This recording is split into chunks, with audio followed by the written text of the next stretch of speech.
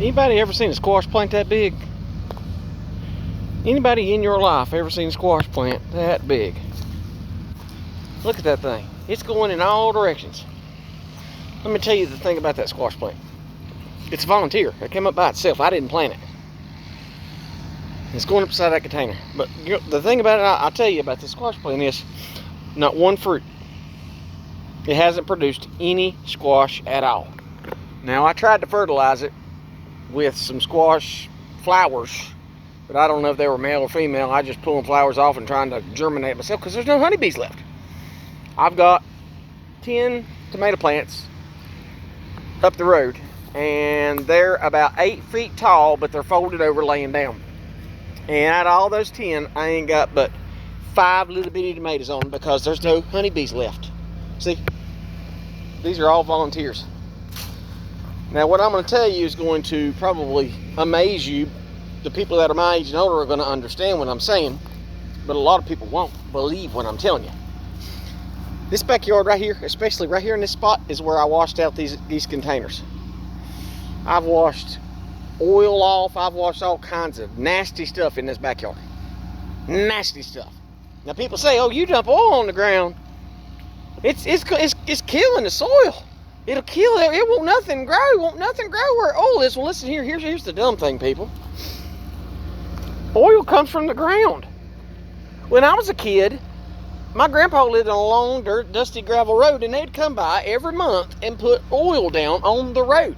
You know what was on either side of that road? Cornfields. And the corn grew best right beside the road because it get the runoff from all the motor oil that they put on the road to keep the dust down. Everything they tell us is a lie. Motor oil is good for plants. I'm telling you it is. Look. Do you see it?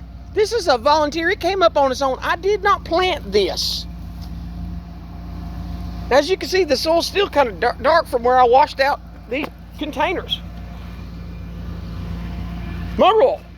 Look how huge that is. One plant that ain't got no fruit. Well, that's the proof it ain't got no fruit. Ain't no squash on it because it's motor oil. No squash because it hasn't been germinated because there's no bees left.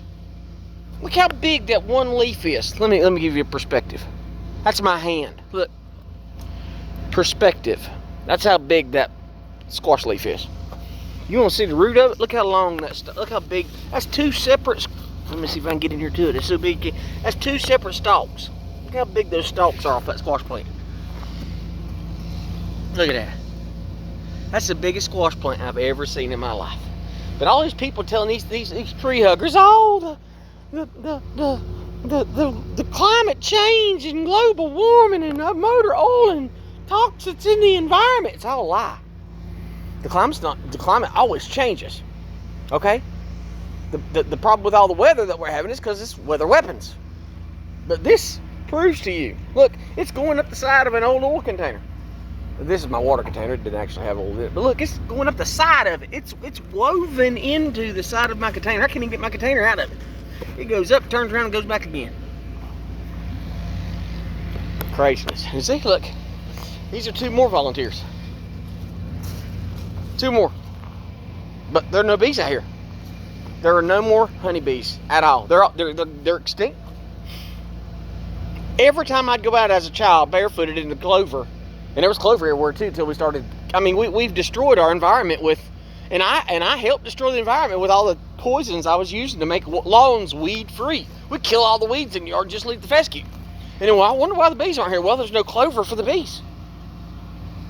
Monsanto has to be shut down. We got to stop this. We've destroyed our food costs. And luckily for us, Pete Hegseth has declared a national emergency because our food supply is critical infrastructure. Our food supply is more important than weapons are. Because if we can't eat, we can't live.